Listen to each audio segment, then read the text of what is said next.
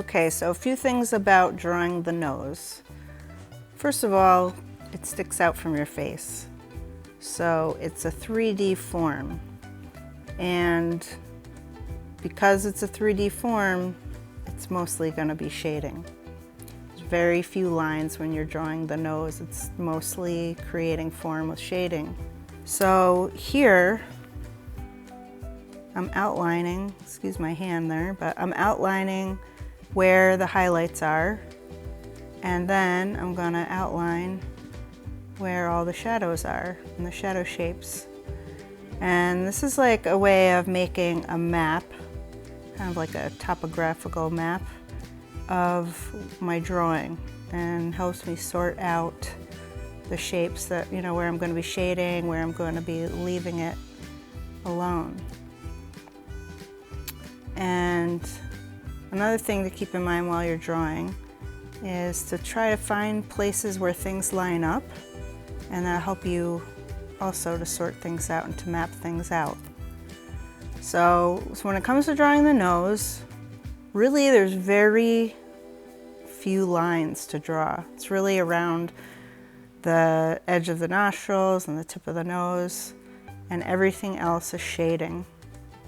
So here I'm just getting it started just to show how simple the drawing part is, and then when I go in to do the shading, from that other map that I had, I can just map in all of those highlights and shadow shapes and shade from there, if that's helpful. So that's something you could try when you're doing this exercise.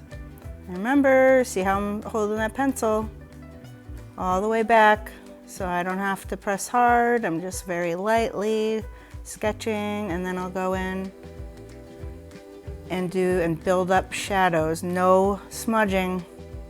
So speaking of shadows, I'm gonna do 3 passes in this drawing, okay? The first pass of shading is gonna just give me a light, like, ground. Second pass, I'm gonna start deepening the shadows. And the third pass, I'm going to put in the darkest shadows. So that's what's gonna give it the depth. So I'm gonna have these different levels of shading. So there's gonna be lighter areas, medium areas, and the darkest darks to give you that value range or the value scale. Okay, it's super important when you're shading to have a wide range. That's more, it'll create more depth. The illusion of depth is what you're going after here.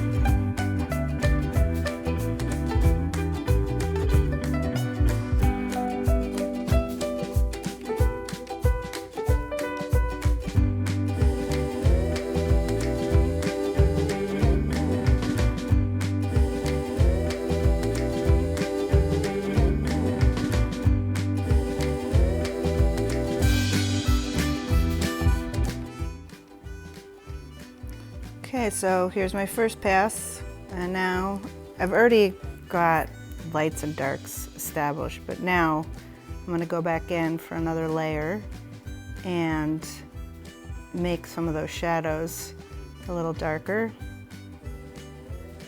and continue to build the depth. So here's my second pass.